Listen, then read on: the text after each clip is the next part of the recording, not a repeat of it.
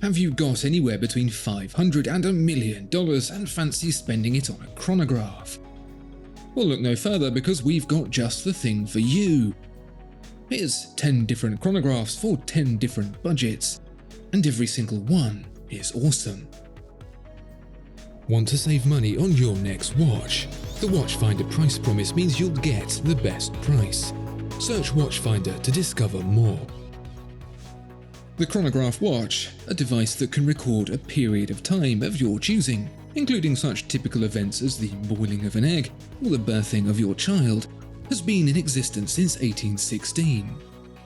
From recording the wonders of the solar system to the fastest horse at the races, it's been established not just as a practical device, but a beautiful one too, and you can hardly disagree that newbie Furlan Mary's attempt is a very pretty looking thing.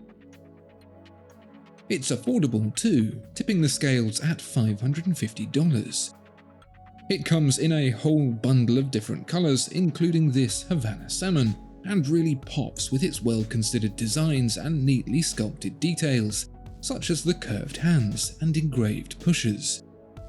At 38mm in diameter and 11.3mm thick, it stays away from wearing too large, without being puny either.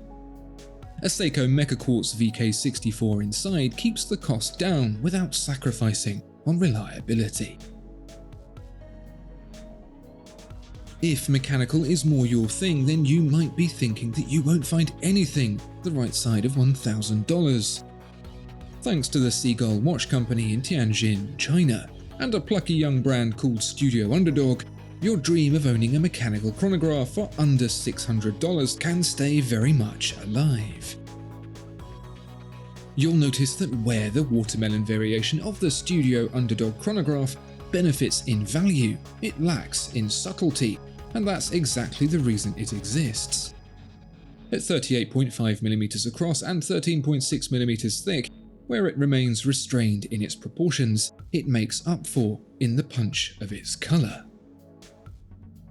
Green and pink, the international colours of watermelon, adorn the watch, alongside hidden details like the melon seed markers. If you like the style but not the brightness, Studio Underdog also caters to more subdued tastes as well. If you like your buildings big, blocky and monochrome, then you'll love the Max Bill Chronoscope from German watchmaker Junghans. That's because the watch's namesake, Max Bill, was a man who designed buildings that were big, blocky and monochrome. You can just tell by the everything about this watch that Max Bill's favourite colour was concrete. An alumni of the Bauhaus School of Design, Max liked to keep things simple and functional, lending a certain purity to his work that had the not inconsequential side effect of being rather pleasing on the eye. The watch he designed for Jungens is very much the same. At 40mm across and 14.4mm thick, it's heading towards the larger side, but the thin bezel and minimalist details do a good job of hiding that.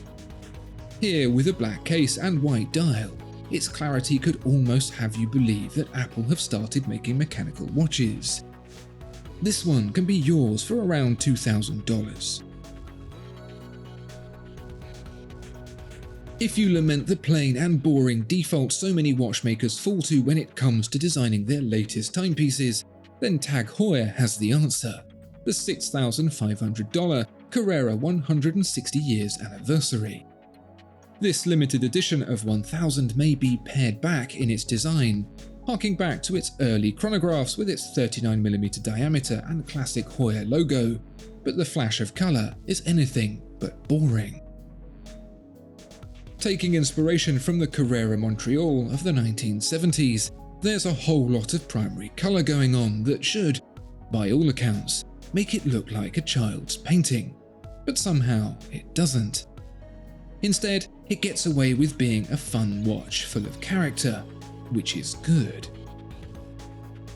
It's also full of the caliber Heuer 02, a Swiss-made column wheel chronograph with a decent 80 hours of power reserve. Those 80 hours do plump up the case to 14mm thick, but it wears it well. The only downside is that the standard Carrera is quite a bit cheaper. Unmistakable and yet easy to make a mistake whilst reading is the calling card of Breitling's most famous pilot's chronograph. But then you don't need to know what all those numbers mean so long as you think it looks good. There are buttons in my car whose functions remain a mystery to me, and I'm sure that same mentality can be extended to a watch as well.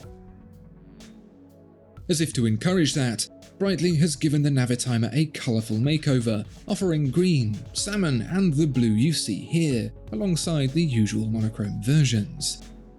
The contrasting black subdials and slide rule bezel give the watch another little visual lift, broadening the model's popularity with people who otherwise didn't want a maths lesson every time they read their watch. The 43mm diameter is still very much Breitling, with all that extra material, plus the in-house caliber B01, going some way towards justifying the $8,000 price. It's a modern refresh of a classic watch for sure, but you'll pay a modern price as well.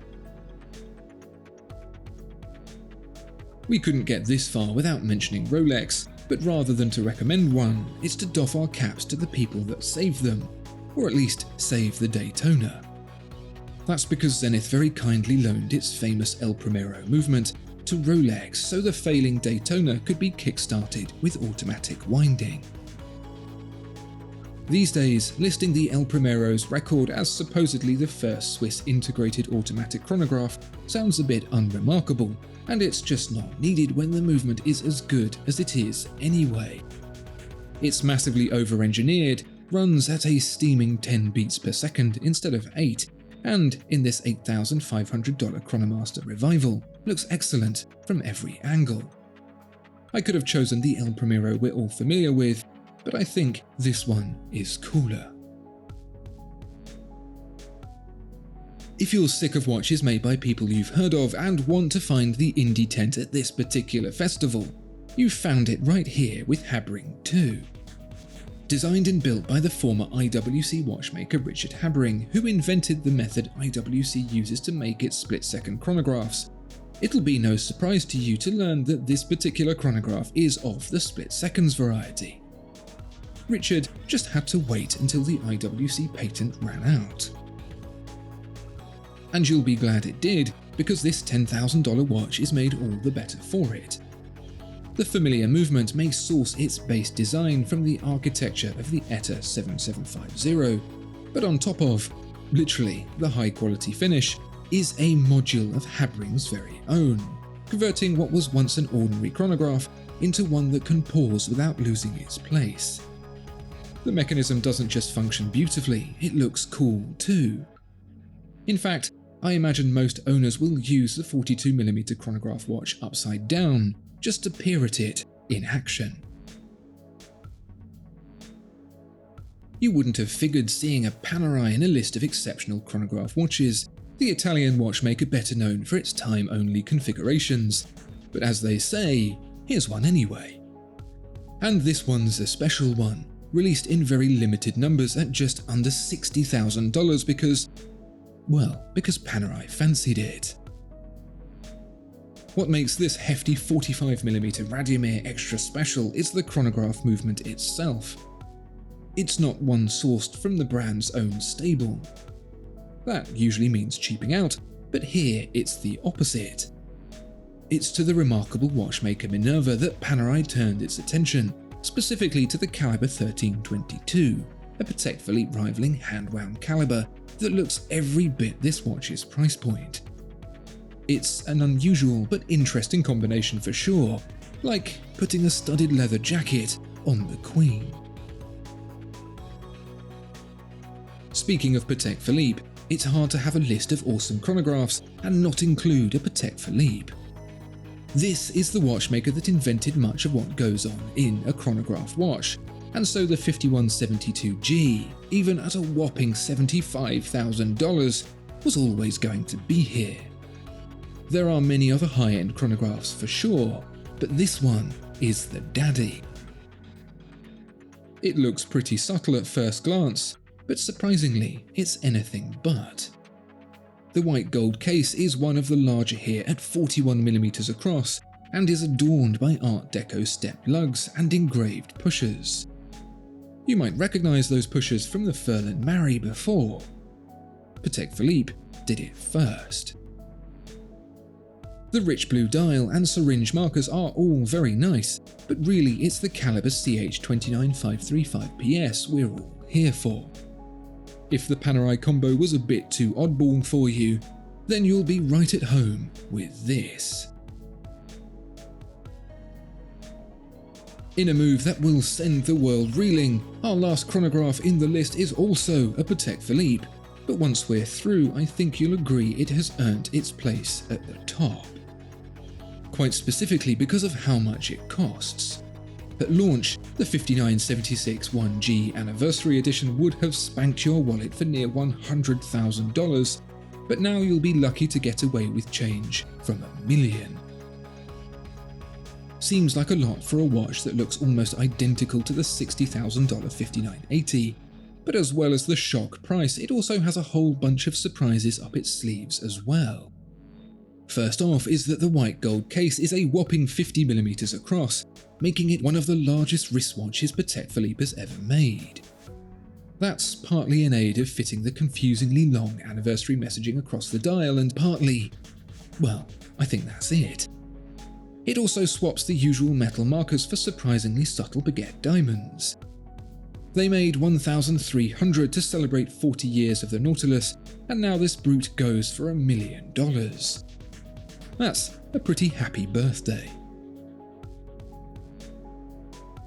That is by no means an exhaustive list, but there's no denying it's a good one. But perhaps you think it could be better. Why not suggest the chronograph you think should have made the list in the comments below? And please take a moment to like, subscribe, and click the notification bell too. Thank you, and see you next time. Discover more exceptional watches at Watchfinder. Thank you so much for watching this video. If you enjoyed it, please do consider giving it a like and subscribing to the channel. If there are any watches you'd like to see featured, please let us know in the comments below.